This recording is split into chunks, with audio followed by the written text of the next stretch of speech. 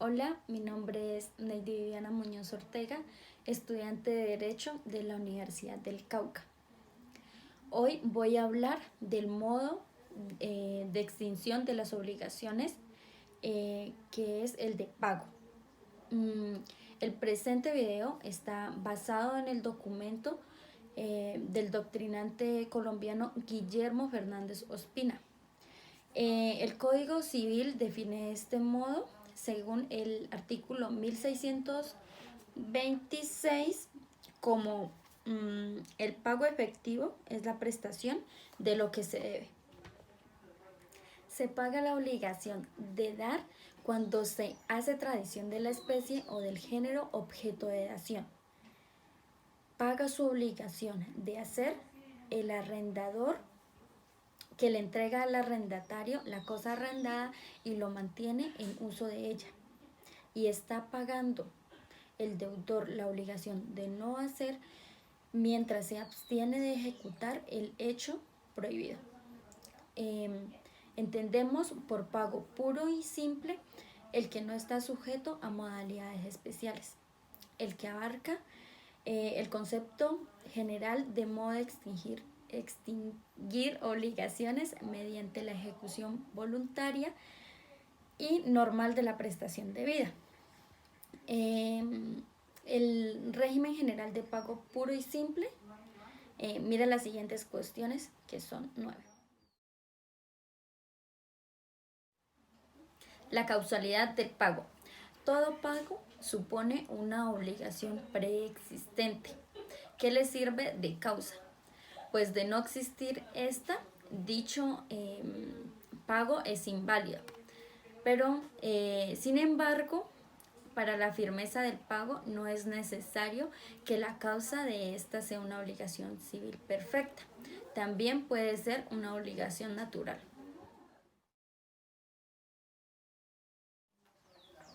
¿Por quién debe hacerse el pago? Normalmente las obligaciones deben ser cumplidas por la persona o las personas a cuyo cargo existen directa o subsidiariamente, vale decir, por el deudor absoluto o sus herederos, por sus representantes legales o convencionales, por los codeudores solidarios o de la obligación invisible, o por quienes accedan a la obligación principal ajena, ya directamente como fiadores o indirectamente, como el propietario del bien hipotecado o pignorado en garantía de ella. Pero es más, cualquier tercero, cualquier persona extraña al vínculo obligatorio y carente de la representación legal o convencional del obligado u obligados, también está autorizado por la ley para hacer el pago del deudor, aún sin el consentimiento de estos y aún a pesar del acreedor.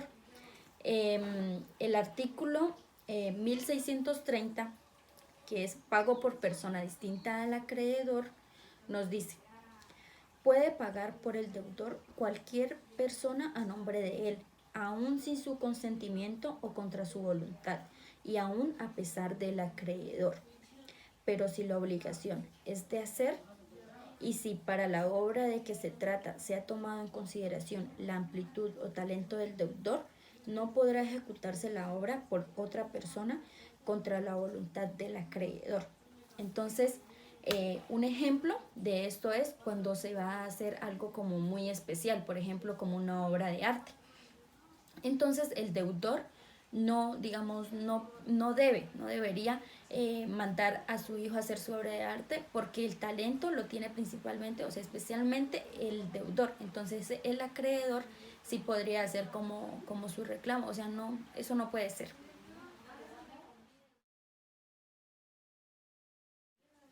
Ahora, ¿a quién debe hacerse el pago? Entonces, para esto vamos a leer el artículo 1634. Pago al acreedor o a su representante.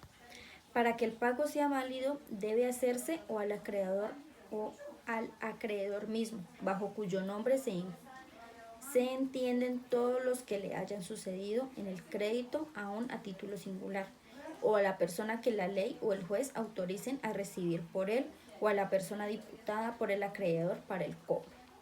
El pago hecho de buena fe o a la persona que estaba entonces en posesión del crédito. Es válido aunque después aparezca que el crédito no le pertenecía.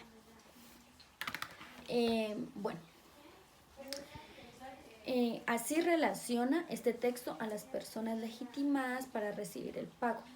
Naturalmente, esto debe hacérsela al acreedor, como es normal, quien es el titular del derecho crediticio correlativo a la deuda y por ende quien está legitimado para exigir la prestación dada.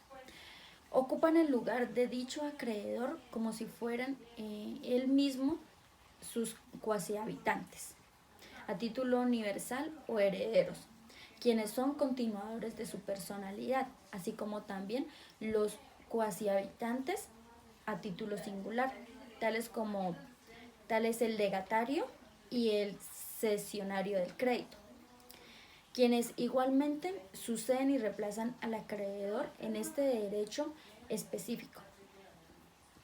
Además, según las reglas generales, están legitimados para recibir el pago los representantes convencionales del acreedor, tales sus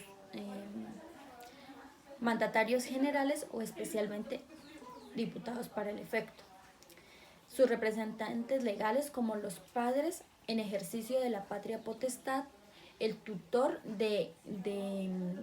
o curador del incapaz, el curador del ausente o de la herencia adyacente y el secuestre. Entonces, el pago que se haga a las personas relacionadas es válido, es decir, produce los efectos propios de este modo de extinguir las obligaciones.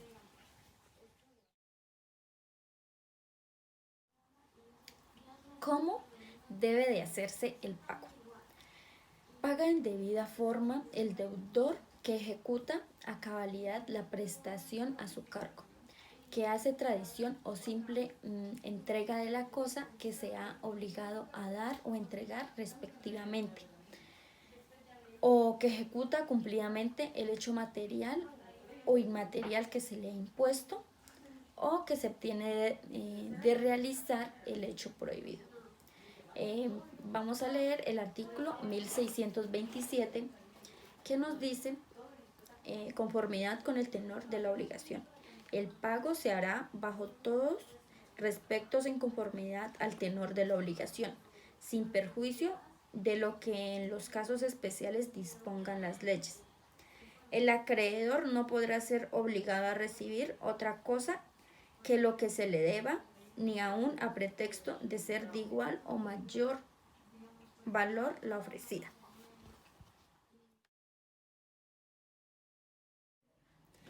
Bueno, ¿dónde debe realizarse el pago? El lugar donde debe hacerse el pago no solamente tiene interés para determinar la validez de la oferta, que para el efecto formule el deudor al acreedor y del cobro que éste le haga a aquel, sino también para fijar la competencia del juez que haya de conocer del juicio que se ventile con motivo del incumplimiento de la obligación o del pago por consignación que promueva el deudor. Para entender mejor dónde debe hacerse el pago, vamos a leer los siguientes artículos. Artículo 1645. Lugar del pago. El pago debe hacerse en el lugar designado por la convención. Falta de estipulación del lugar del pago. Artículo 1646.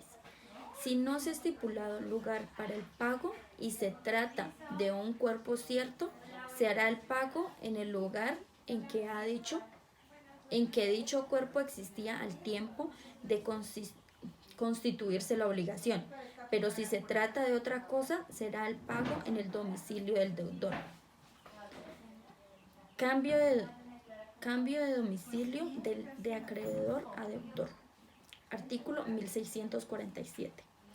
Si hubiera mudado de domicilio el acreedor, el deudor, entre la celebración del contrato y el pago, Se hará siempre en el lugar en el que sin esta mudanza correspondería, salvo que las partes dispongan de común acuerdo otra cosa.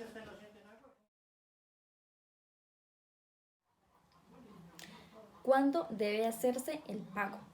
El deudor debe cumplir su obligación no solo en forma debida, sino también oportunamente, circunstancia temporal que se determina según la naturaleza de la obligación.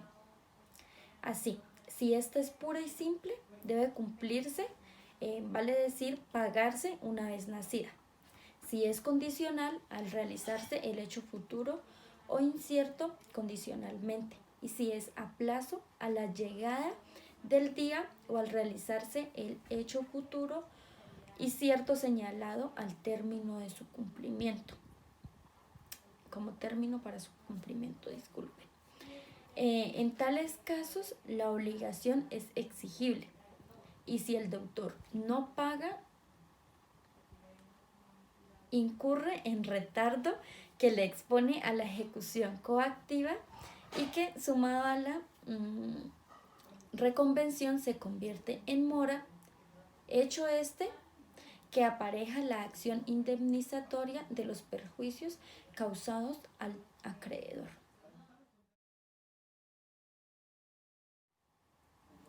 Ahora, la imputación del pago. La imputación del pago es la ampliación de la prestación cumplida a la obligación u obligaciones que están a cargo del deudor y en favor del acreedor. Cuando lo pagado es cuerpo cierto debido, el hecho o la abstención determinadas que constituyen el objeto de una obligación, es obvio que el cumplimiento de tales prestaciones ha de tenerse como ejecutado para solucionar dicha obligación y no otras a cargo del deudor. Las expensas del pago. Vamos a leer el artículo 1629. Los gastos del pago. Los gastos que ocasionare el pago serán de cuenta del deudor, sin perjuicio de lo estipulado y de lo que el juez ordenare acerca de las costas judiciales. Entonces, son gastos del pago lo que ocasionare la ejecución voluntaria o coactiva de la obligación y la carta del pago. El pago puede ocasionar gastos, tales como los de transporte de la cosa debida, los de embalaje, flete, descarga, seguros. La carta del pago también puede causar gastos, como cuando se hace escritura pública o hay lugar de reconocimiento de firmas. Si el pago se hace por vía judicial, a estarse a lo que el juez resuelva sobre las costas del proceso según las reglas pertinentes. A este respecto, ha de tenerse también en cuenta lo que dice el artículo 1662, que nos dice: las expensas de toda oferta y consignación válidas serán a cargo del acreedor.